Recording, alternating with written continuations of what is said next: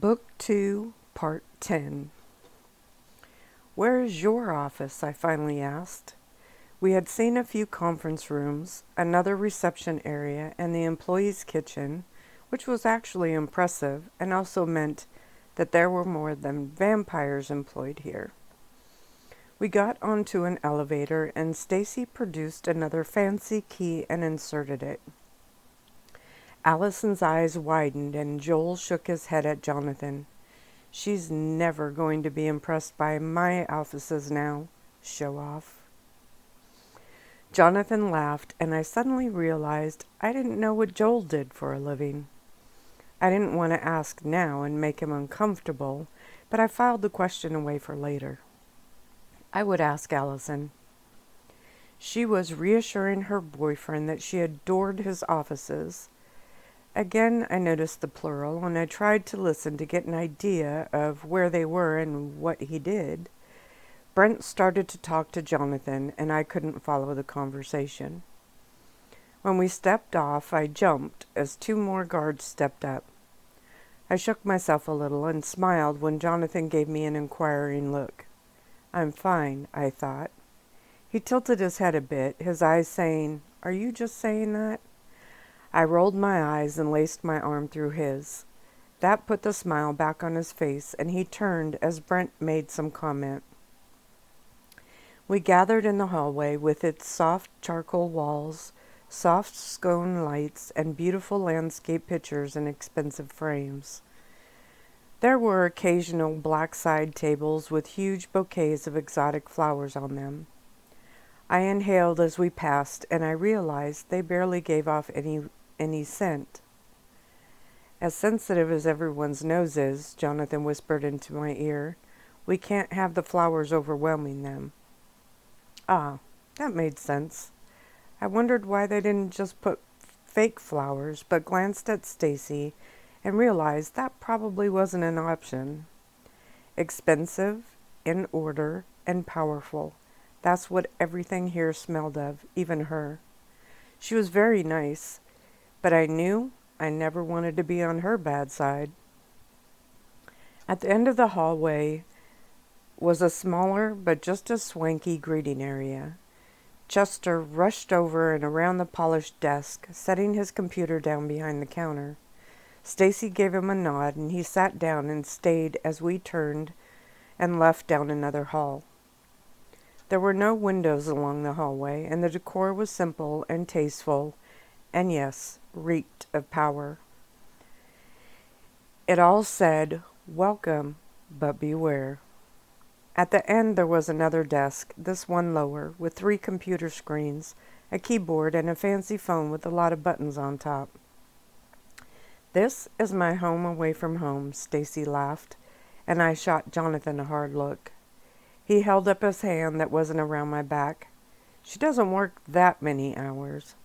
When my brows rose, he shrugged, and Stacy laughed, but didn't say she enjoyed the long hours. I'd have to talk to him about that later. In front of her desk was a set of large wooden double doors. They were carved, but didn't have any decorations on them, just elegant lines, strong and precise, yet complicated enough to show, yep, power and money. My brows wrinkled more. Was my dad's office like this? I had only seen it from a happy daughter's point of view, but now I wondered, was this a mental game that all the vampires played in these large companies?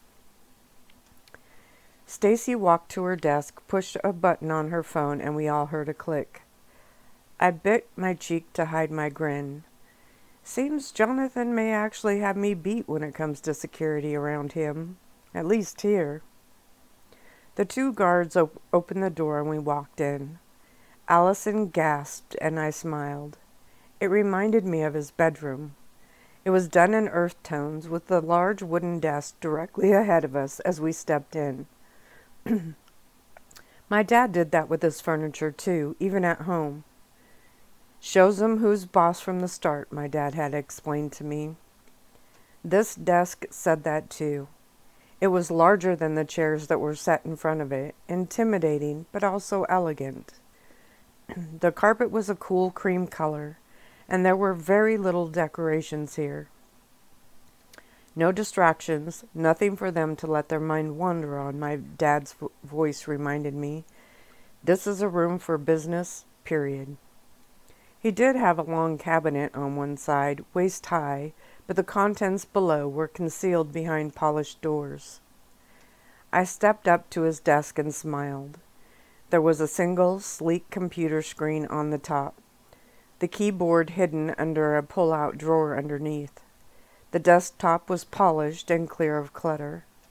His phone had one of those headsets on a hook next to it. There was a black pen holder and a stack of post-it notes. Other than that, the desk was clear. "Wow," Allison whispered, and I turned to her. This place was sterile. This wasn't his real office. I remembered the office in his apartment. Stacks of papers, piles of discs, books tossed and opened. I smiled at him and he winked to let me know I was right. This was where he brought his business associates. No distractions, nothing to show them any glimpse into his life, personal or work. I saw Stacy smile and looked at her. She knew that I knew. Joel shook his head. "Could you imagine sitting in here for more than a few minutes? It's like a tomb." Allison shushed him, and I nodded. "Exactly how it's supposed to look," I said under my breath, and tried to remember seeing another door by Stacy's desk. That would be where he did all of his real work. It would be filled with things that he liked, and slightly cluttered. Maybe even have some pictures and frames. We had passed the age of overstuffed file cabinets, but it would not look anything like this room. Brent walked around the room. "Every time I come in here, I get the chills," he chuckled, rubbing his arms theatrically. Jonathan shook his head, and I frowned. He didn't let his friends and cousin into his real office? I glanced at Joel. Brent I could see, but Joel? Stacy stepped up to me. "I have your phone at my desk, Miss Blvd. Please, call me Reina." I saw her eyes move to Jonathan, and his head gave just the slightest nod. "Well then, Reina, let me go get your package." My brows rose high, and I looked up at Jonathan. My sweet, romantic boyfriend was every bit the hardcore businessman my dad was. Wow, for some reason that shocked me a little. Brent stepped in front of me, and I blinked. "Nothing so special, is it?" he chuckled, and I smiled. "It is elegant," Allison offered, and Jonathan laughed. "It's supposed to be stiff and intimidating." She frowned and Joel nodded. "So when he brings people in here, they know he is the boss and not to be messed with." Allison turned and looked around the room again. I loved her. She was always so happy and optimistic. The thought of strategically putting a room together to make men sweat, figuratively, would never have crossed her mind.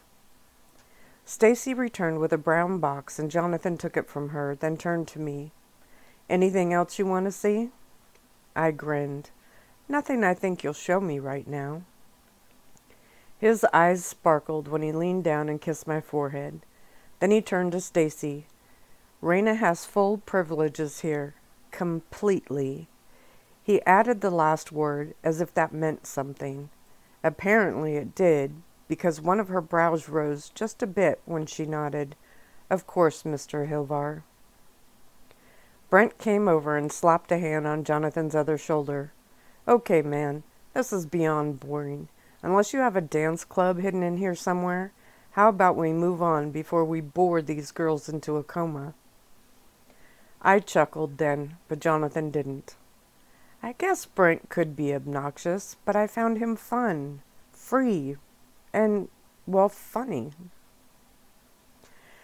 I noticed Joel wasn't smiling either. Ugh, boys. I looked at the box in Jonathan's hand.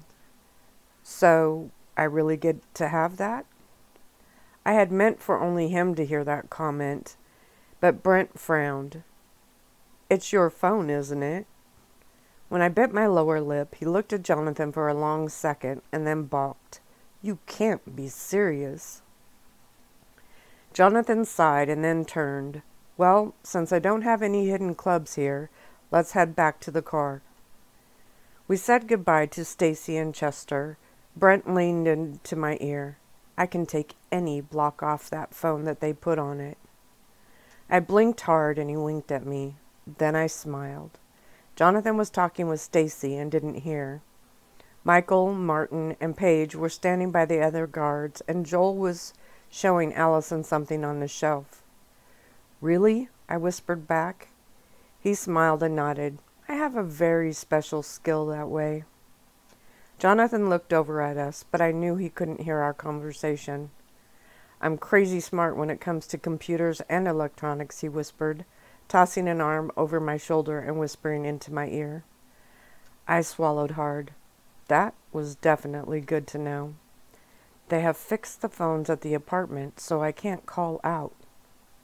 "Well, I'm not touching those. Too obvious anyway." Then he laughed like we were having a normal conversation. "But that cell phone? That I can and will do." I looked up at him. "Why?" He shook his head, turning me away from everyone else. "I'm a bit of a rebel, as you can tell. I know why they have you locked up, and I agree on some notes." When I frowned, he actually tapped my nose with the end of his finger.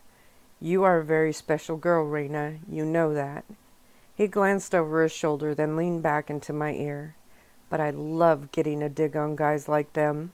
They have no idea just how smart I am. I like to play dumb." I glanced back at the hallway that led to Jonathan's office. "Kinda like that?" He chuckled as Jonathan headed towards us.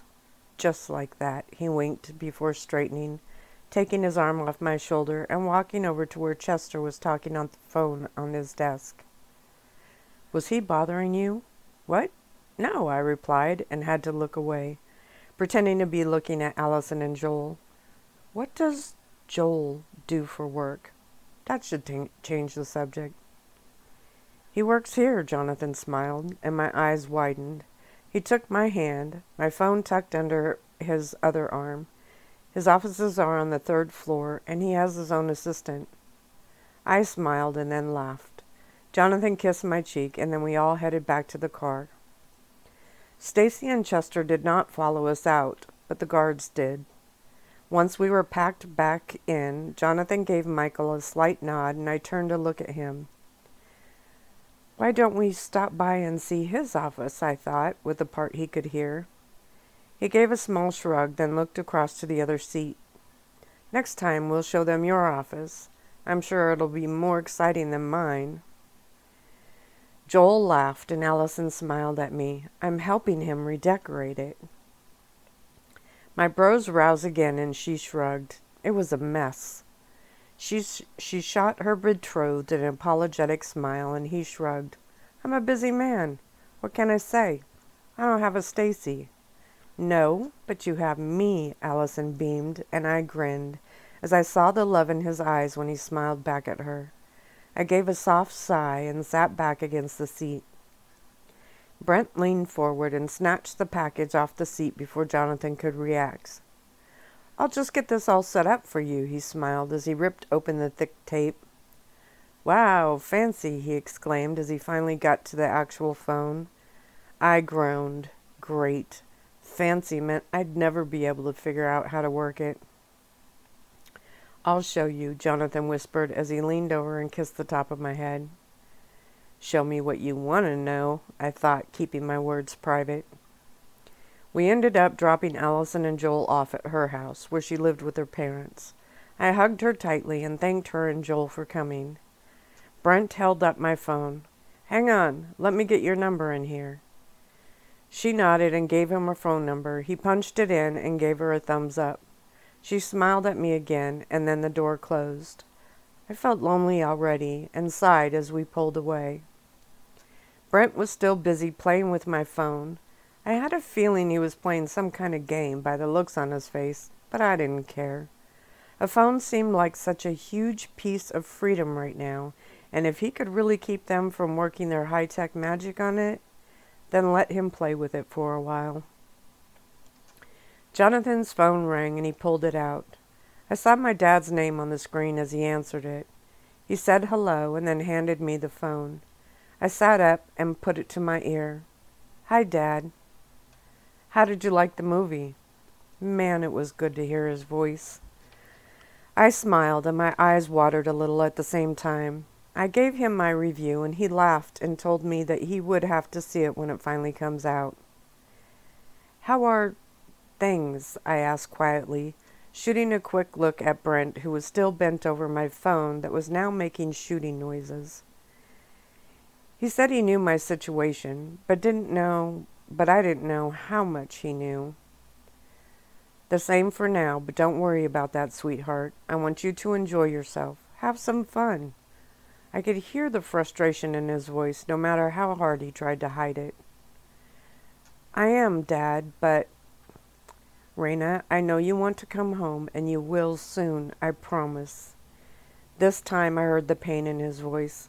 I missed him badly, and the tears stung my eyes as I fought to keep them in. I turned towards the window. "I missed you, Daddy," I whispered as quietly as I could.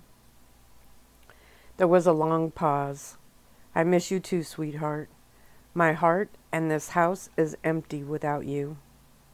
Those words squeezed my chest. "Then let me come home," I wanted to shout. "Fix this like you said you would.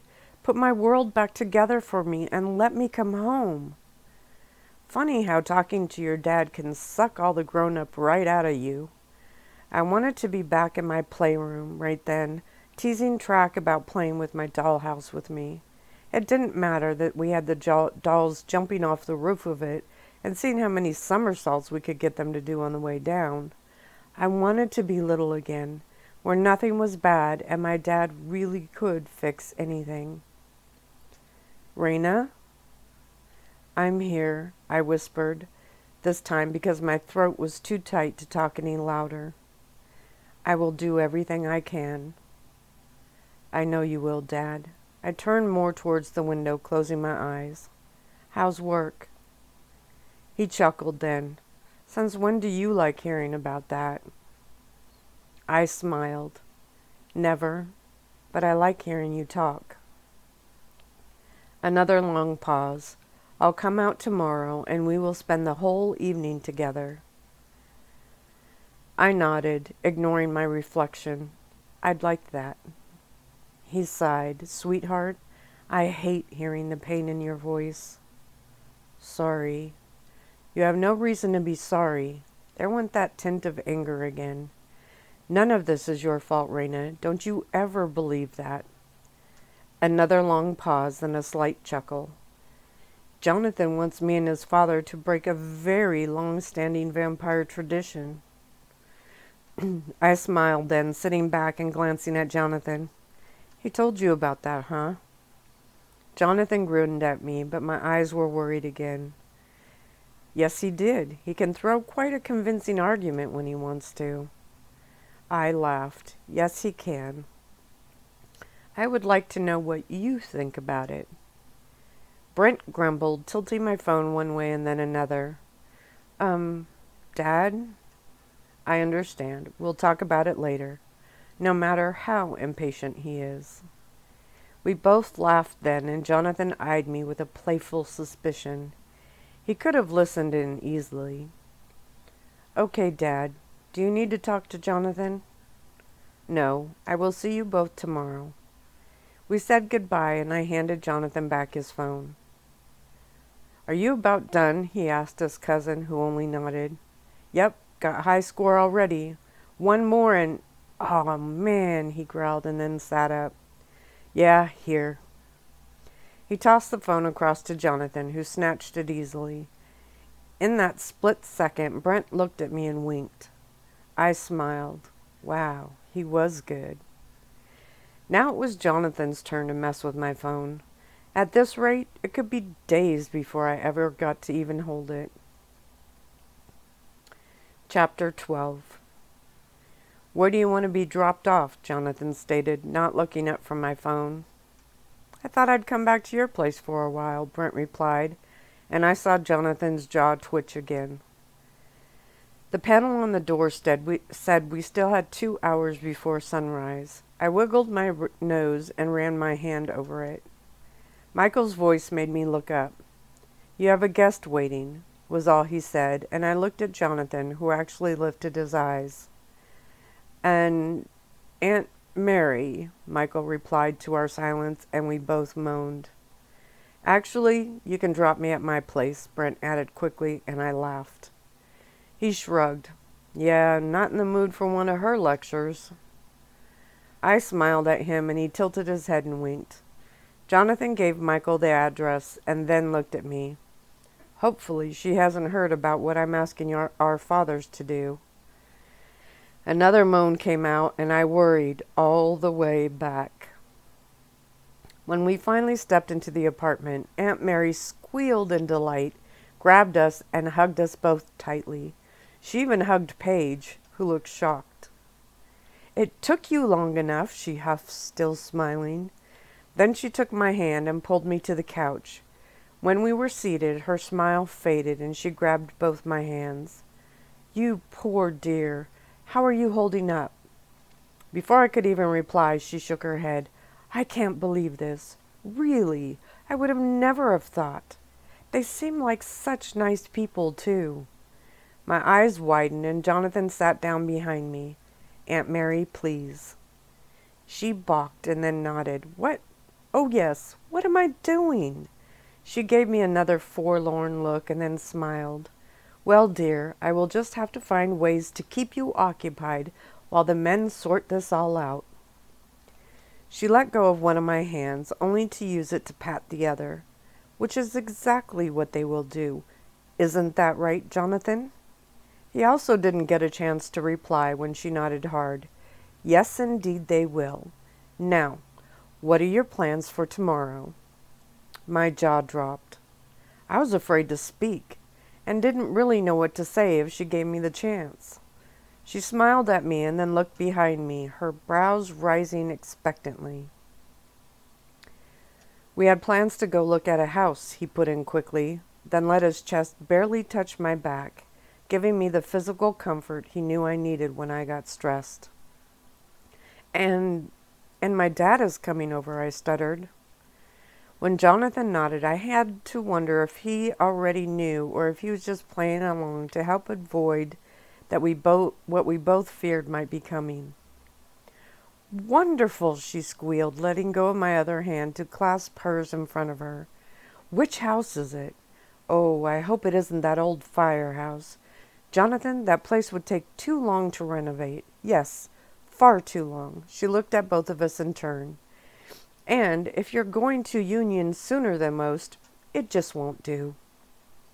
I heard a tiny yelp come out of my mouth and felt Jonathan stiffen behind me. I leaned back just a little, to be supportive as well as to get it from him. She knew. She shook her finger at Jonathan. "Really now, if you thought you could have any chances of getting those old buggers to bend, you should have come to me first." My mouth went dry, and I was sure it was hanging open, but I couldn't do anything about it. She winked at me. "Men will take days, weeks even, to get to the point. Not me." She threw her head back and laughed. "As soon as I heard, I knew what my nephew would try to do." She looked almost proud when she peered at him. "Now, you let me see to your father's. I should be able to cut it in half without a flinch." Then she lifted her chin. "But I will not allow a day sooner. We vampires love our traditions, and I will only tamper with them enough to keep family pride intact." When neither of us replied, she laughed again. "Now, really, cross that filthy place off the list. What else have you looked at? Do you have the old Wilston place set up for viewing? It's marvelous, and only 20 minutes from me." I was blinking more than I needed to, listening and watching her with a mix of awe and fear. This was a woman you most definitely wanted to have on your side. I couldn't imagine anyone having the nerve to go up against her. Suddenly, a thought flashed in my mind. If she could face the vampire community and my dad and get them to approve a 3-month dating period, then she could end this awful fight between my families. My eyes watered with excitement. Her and Jonathan talked about real estate, but I didn't hear any of it. I was smiling at her and imagining her grabbing my dad by one hand, Ryan by the other, and sitting them down to tell them exactly how they were going to settle all of this. It would be over in a matter of minutes. I sighed happily and she looked at me. "Oh, you like that one?" She nodded. "It is nice, but it would need some work done." She tapped her chin with one finger. "Definitely could be ready in time. I know a contractor that is amazingly fast but does a wonderful job. He won't skimp on quality like so many of them do these days." She huffed as if disgusted. What had I just agreed to? I turned and looked at Jonathan, who smiled at me. Which place is she talking about? I thought, and he gave me a look that asked why I didn't know. I quickly told him, and he actually laughed, then cleared his throat. "Aunt Mary, Reina doesn't want anything done to the master bathroom. It's her favorite room there."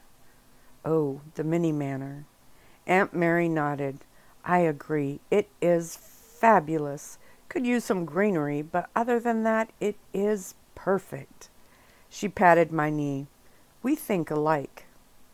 "But Jonathan's work," I muttered. She flung her hand and huffed. "Work schmirk. Men like Jonathan can do that from anywhere." I swallowed hard. This was going to be our place. I didn't want him sacrificing so much for me. He leaned towards my ear. "It's my favorite too, and Aunt Mary is right. I can work from anywhere." "See? There you have it. Now we will all go have another look at it tomorrow, and I will have a talk with the brothers Greed." She laughed at her own joke, and I kept quiet. I loved her dearly, but I would talk to Jonathan later in private. He was not going to make another sacrifice just to please me. He had done enough of that already. Michaud moved over in his little area, and that caught her attention. She leaned her arm on the back of the couch. "And you there, Mr. Strong, silent type?"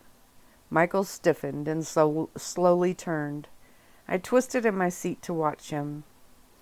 "You get those ridiculous ideas right out of your massive head. Everyone knows you love the girl, so hike up your britches and do what you want to do. She's a very sweet girl, and if you don't," Aunt Mary shook a finger at him, "I have a list of men that would be happy to sweep her off her feet like that." She snapped, and I gasped. Michael's jaw tightened, and I felt for him. He was not an emotional person, and to have something so private blurted out in the room.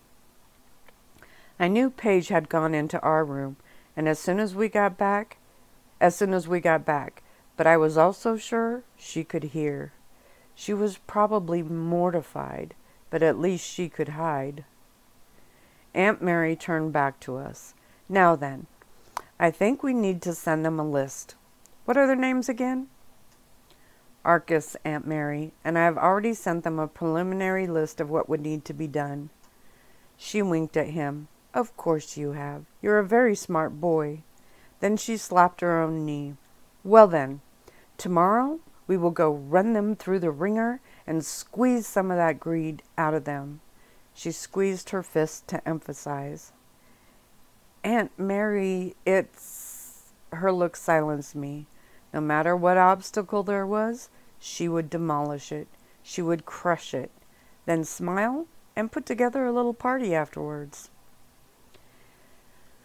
"Would you fix the problem between my dad and my pack?" I slapped a hand out over my mouth after I blurted it out. I hadn't meant to ask that way, but my hopeful eyes stayed locked on hers. Her smile fell and her posture wilted a bit. She gently took one of my hands into hers and stroked the back of it with the other. Looking down at it, she sighed, "Oh, my dear, if only I could." I felt tears well in my eyes. What did she mean? She looked up at me, the same sadness making her look a bit older. "I can fix just about anything," she gave a small chuckle, "and I boast about more than I should." Then she reached out and stroked my cheek as a tear fell down. "This is something far beyond my abilities, and on a turf I have no right to step." "Please," I heard myself cry, ignoring the tears that were falling freely now. "Please, Aunt Mary," I whispered. Jonathan's hand was on my back now, rubbing softly, but I ignored it. She was my only hope. "I am so sorry, dear," she whispered, her eyes full of pain. "I know a great many things, and one is when I don't know enough. The ways of werewolves are something I am not familiar enough with. A situation like this, well, I would never pretend to know enough. This must be dealt with great thought and care, and I must leave it to those that do know more about it. Politics aside, there are thousands of years of honor, etiquette, rules that I know nothing about. I would serve no great purpose, and could, with only the best of intentions, make things worse for my lack of knowledge." I was crying harder now, and Jonathan had his arms around me. Aunt Mary was squeezing my hands. "Reina, dear, both werewolves and vampires have a great pride in who they are. They have built their hidden worlds on delicate but strong threads, bound by structure, belief, and customs. I can hold my own with any vampire, but," she sighed softly, "I could easily cause severe damage with my lack of knowledge with the wolves." I leaned forward, my forehead resting on top of our hands, and I cried hard. She was my last hope. If this strong, amazing woman was too afraid to try, if my father, the most feared vampire in the world, was too shy to take it on head on, what were the hopes? There were none. The realization hit me, and I sobbed until I felt Jonathan scoop me up in his arms. I buried my face in his neck and continued to cry as he walked me to his room and laid me on his bed. As soon as I was down, I turned and buried my face in the pillows, feeling my hope slip further away. He sat with me, rubbing my back and saying things I didn't hear. A part of me wanted to die right then. There was no hope. My two worlds were completely divided, and there wasn't a force strong enough to fix it. At some point, exhaustion took over and I fell asleep, still fully clothed, with my face buried in the mountain of pillows. The dream came quickly. I was sitting on a hard surface and everything was dark. I had to let my eyes focus, and then I looked down and gasped. I was sitting on a plank of wood. It was poked with holes and looked rotted. But the gas came from what lay on either side of me and under me. It was a massive abyss. The darkness went on further than even my hybrid eyes could see. The panic filled me, and I froze, afraid of tipping over and falling in. When I looked forward, I gasped again. The plank went on for several 100 feet.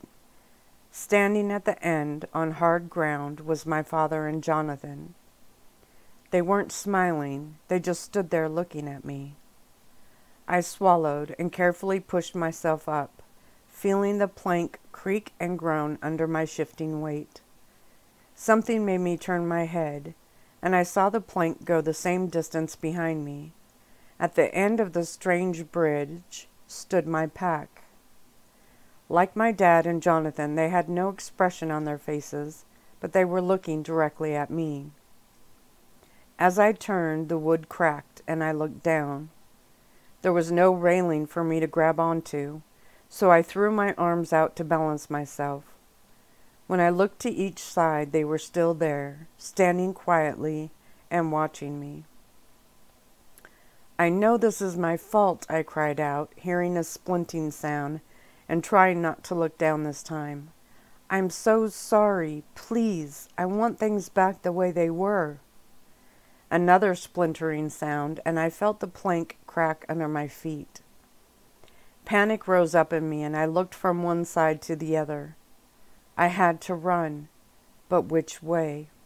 Something told me that I could only choose one side, and that once I crossed it, I couldn't go back. I felt the tears come again. "Please, please don't make me choose," I sobbed, and another cracking sound made me teeter. I shook my head. "I won't choose. I love you all. I won't choose." Yelling seemed to anger the wood because the air filled with the sound of it splitting. I could feel the strength of it leaving, and my body swayed. "Please, please fix this. Stop fighting and stop making me choose." Then the wood broke and crumbled under me. I screamed, my arms gasping at the air. As I fell, I lifted my head and saw them all standing on the edges, each group on their own side, looking silently down at me, their faces expressionless. "I would rather die than choose," I heard myself say. I wasn't screaming now. A sense of calmness swept over me, and I let the abyss consume me. I was drifting, falling, nearly content in my resolve, when suddenly the air around me started to stir. It shivered and then began to toss me around like a rag doll. I cried out, throwing my arms out to brace myself, but there was nothing to hold on to. "Reina!" I stopped screaming and opened my eyes. Jonathan's room was lit only by the soft track lighting. The blankets were thrown everywhere, and I felt them tangled around my legs. My hair was moved out of my face, and Jonathan's troubled eyes met mine.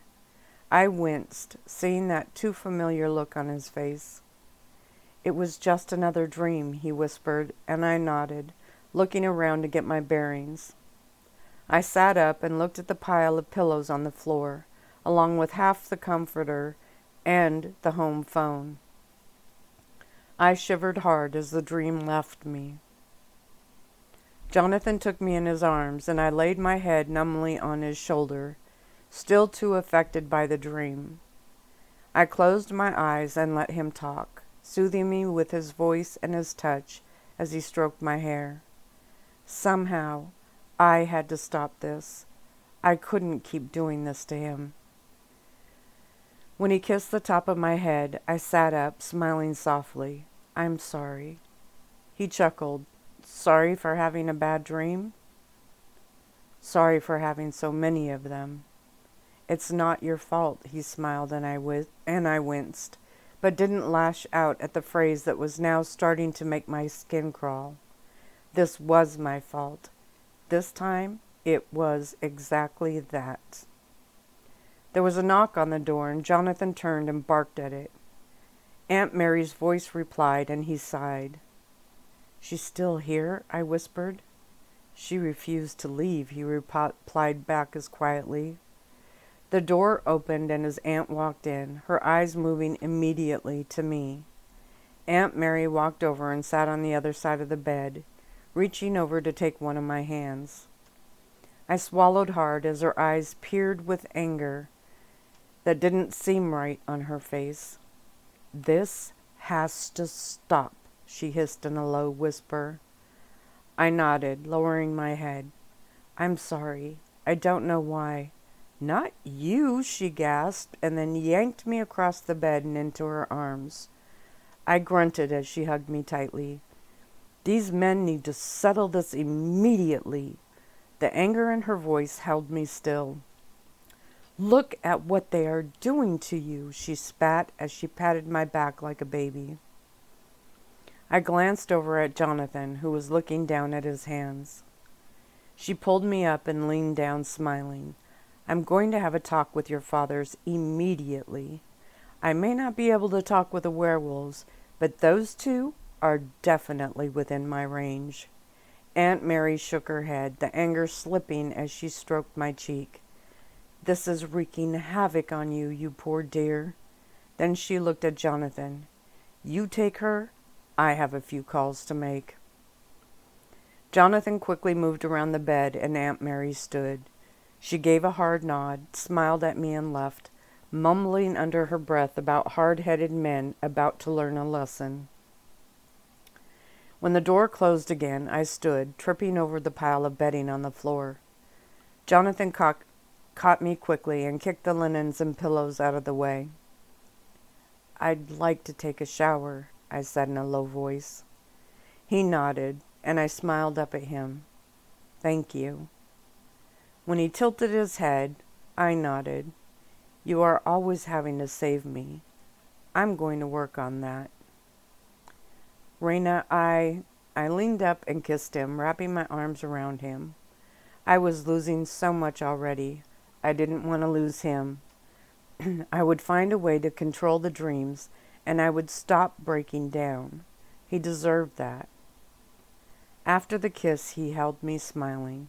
I liked seeing him smile. I won't ask what that was for. I chuckled. Good. You shouldn't have to. Then I looked around the room, at the mess I had made. When I bent down to start picking it up, he took my arm. I'll take care of that. You go have your shower. When I walked into my room, I was actually glad that Paige wasn't there. I quickly grabbed a change of clothes and was headed to the bathroom when something caught my eye. On the nightstand, next to my bed, was Paige's cell phone. I walked over to it and stood looking at it for several minutes. I reached out for it, and like a small child, I glanced at the door. Then, in a burst of bravery or stupidity, I snatched it and ran into the bathroom where I closed and locked the door. My clean clothes were tossed on the floor, and I lifted the phone, staring at the red casing and the blank screen. Finally, I gave a hard nod and started to push buttons. If Aunt Mary could work on our fathers, then I could work on the other side. As the phone started to ring, my heart beat faster. I walked over and quickly turned on the shower so the water would cover my voice from outside. Hello? Came a voice. My eyes watered instantly at the sound of his voice. I had missed him, but just how much didn't fully hit until he answered. Track, I whispered, laughing and crying as I cradled the phone. Reina? Came his panicked but excited voice. I instantly heard other voices in the background on his end, and him telling them to be quiet. Reina, where are you? My tears were falling hard now, but my smile couldn't have gotten any bigger. Suddenly I yelped and pulled the phone away as a loud crackling sound blasted through it. Track, I called out in a panic, putting it back to my ear and ignoring the horrible squealing. His voice was extremely broken now, and I could only hear every few words. I growled and held it closer to my mouth. I'm at Jonathan's, Track. This has to stop, please. Please talk to Ryan. Still ignoring the deafening static, I continued. I know it's all a misunderstanding. Please, you have to talk to them. Then the phone went dead. I was about to hurl it against the wall when I remembered it was Paige's. They even messed with her phone. My eyes widened then. My cell phone. If Brent was as good as he said, then maybe I could use that. My mind raced, and I quickly stripped off my clothes, grabbed a towel, and wrapped it around me. When I stepped out into the room, I gasped. Michaud was standing there, arms crossed hard against his chest. He kept his eyes on mine, and I swallowed hard. He knew what I had done. Page's phone was in my hand, and he glanced down at it. I shrugged. I thought it was my phone. I wanted to call my dad to warn him about Mary. I whispered the last part. Since I was a horrible liar, my eyes stayed on the phone as I lifted it to hand to him. He took it calmly and then pushed a few buttons. When he looked up, I realized he knew. And then I remembered you could look up calls that went out as well as calls that came in. I really hated technology sometimes. I sighed, my shoulders sagging. Michael took a step towards me, but I put a hand up. Don't bother. The prisoner will go take her shower now. There was no venom in my voice as I turned and walked back into the bathroom, shutting the door behind me. Back in Polson, the living room at Ryan's house was an explosion of voices and emotions. That's all I could make out, Track yelled, nearly squeezing the life out of the cell phone in his hand. Rock snatched it and pushed buttons. Here's the number, Jackson. Write this down. Then he gave him the numbers on the screen. Jackson nodded and headed to a computer in the corner and started to punch keys quickly. Phil was pacing. We need to go now, he mumbled to the ground. Jackson turned around. Got it. Track, Phil, and Ryan walked over and stood behind him. He pointed at the screen. It's registered to a Paige Thornton. Isn't that the physical therapist chick? Ryan nodded. She's a wolf, isn't she? 3/4, Marcus answered, walking up. Good enough. At least she has another female wolf with her, Ryan replied, cracking his neck. Reina used her phone. Maybe this Paige is trying to help her contact us. Track turned and looked at the door. Ryan put a hand on his shoulder. Easy now. We are heading to the city as soon as the sun is up. Track gave a hard nod. It was about time. They had talked about it long enough and finally had something close to a plan. They would drive into the city with Phil and try to see if they could narrow down where the vampires were keeping her. It was risky. Phil was still unpredictable, but he was the only one that could sense her. His monitor that was programmed to Reina's tracking device had stopped working the night they had taken her, before his feet even left the manor grounds.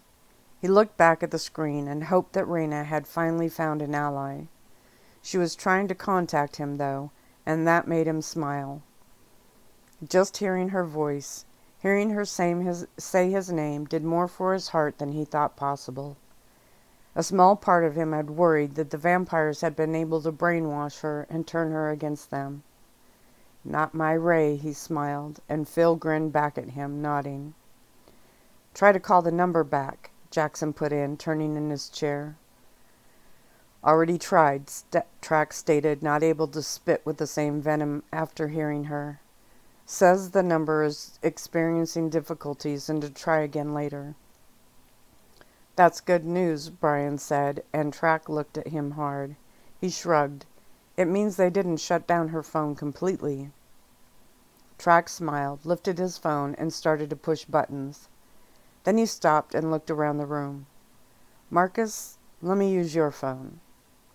Marcus held it out. Track looked at his own phone one more time, then lifted Marcus's and started to push buttons.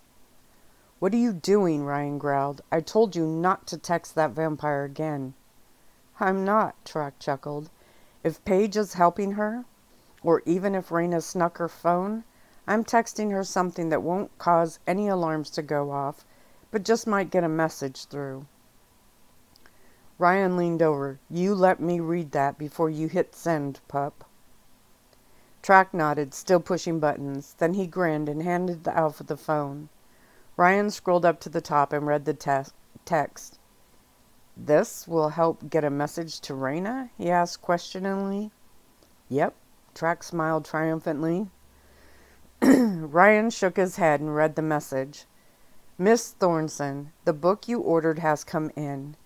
Ariel's Footprints in the Snow is available for you to pick up at any time. You can pick the book up at our downtown location or contact us to have it delivered. Thank you for shopping at Timmer's bookstore. Timmer's? Phil shrugged. Isn't that in the city? Track nodded, still grinning. And there really is a book by that name. Then how is she supposed to know it's us? Rock huffed. Because, Track explained, Reina knows the book. It's a girly type book. I caught her reading it one time and teased her mercilessly about it. Plus, the name Ariel. Trust me, she'll know. Rock slapped him on the back hard enough for him to have to move a few steps to keep his balance. Nice one, Track. Ryan nodded. We can scout the bookstore and see if she shows up there. The Alpha hit the send button and also smiled down at the phone. Jackson and Rock grabbed their coats and Ryan chuckled. Slow down now. We have to be careful. If they have Reina locked up as tight as I'm sure they do, Paige and Reina won't be the only ones with access to that message. He handed Marcus back the phone and tucked his own into his pants pocket. Track had his own phone up to his ear now. Hi, is Trisha working? He smiled. Can I talk to her? He put his hand over the phone. She's a hybrid, half wolf, half human. She works at Timmer's and has a bit of a thing for me. Jackson laughed, and Rock did a little dance.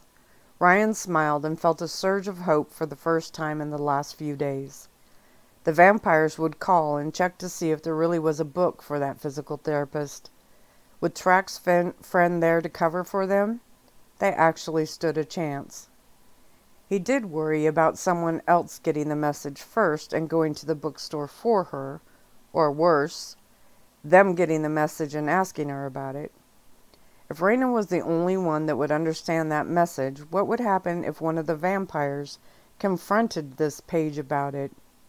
She wouldn't have a clue, he thought, but he shook that thought from his mind. This was the first positive opportunity they had. He was taking part of the pack into the city to stake out the bookstore, and he had to hope that the female wolf was smarter than the vampires. Track lowered his phone, grinning. She's putting it into the system now, just in case someone else takes the call. Yes! Rock and Jackson yelled, slamming each other a high five. Marcus smiled and then turned to Ryan. So, we go? The Alpha looked at the eager faces in front of him. They still had Phil on lockdown. He now understood that they had to plan this and work together, but with the pull for Reina being so strong, he couldn't chance it. In fact, they would have to watch him even more closely now. He had talked to the elders and had also called a few council meetings. The older wolves knew what they were planning to do, and they all agreed with him. Reina needed to be found, confirmed safe, and told the truth. The pack was making other arrangements as well, secretly. Reina's father had a lot of pull. He didn't own the land the pack lived on. That was legally theirs. He did, however, own a lot of the distributors that supplied their grocery stores, gas station, and a few other shops that they had right here in town. Ryan had a team of wolves working non-stop to find wolf replacement suppliers and to get a large stock of goods into town quickly. Thomas Beldren hadn't cut off their food or supplies, but they weren't so sure he wouldn't. So far, the stores and shops were quietly being stocked, along with storerooms and even garages. They also knew that if the vampires hadn't figured it out yet, they would. They kept a tight thumb on what happened here, something the wolves hadn't ever really thought about or even cared about until now. The council also agreed on something else. It was high time they became more self-sufficient, no matter the outcome. Ryan finally nodded. Okay, we go. Phil, you will ride with me, Brian, Track, and Dan. The rest of you, Jackson, Rock, Marcus, and Otis, will take the other car. With that decided, they all headed towards the garage, smiling for the first time in several days. Maybe we can put a tracking device in the book, Jackson commented as they piled into the car. Track shook his head. Those vampires would find it, and then our one in would be an out. Jackson nodded, still smiling, and got in the car. Ryan was on his phone when Track climbed in the back. Phil was in the middle and Brian was on the other side. Best not to chance Phil doing anything that would ruin this opportunity. When the car didn't start, Track asked Ryan about it. He turned from the front passenger seat. Your dad is on his way over and wants us to wait. He isn't saying I can't go, is he? Track growled with a worried look on his face. No, pup, Ryan laughed. None of them would try to do that. Track noticed the Alpha didn't include himself in that comment, but he knew that Ryan wouldn't stop him from coming and put him in a position to have to defy him, which he would. When David showed up, Ryan rolled down the window and took a plastic bag that Track's dad handed him. Some prepaid cell phones, the older wolf explained. Probably best if you all use them going forward. Ryan nodded and thanked him. Then David leaned in and looked at his son. I know there's probably no point telling you this, but your mother insisted. Don't do anything stupid. Track rolled his eyes, but his dad smiled. She also said, make sure you give Reina a big hug for her when you see her. David's eyes moved to Phil for a moment, his eyes offering him silent support. Then he stood back and tapped the window ledge. Well then. Ryan nodded and the car started to pull away. I'm going to end there.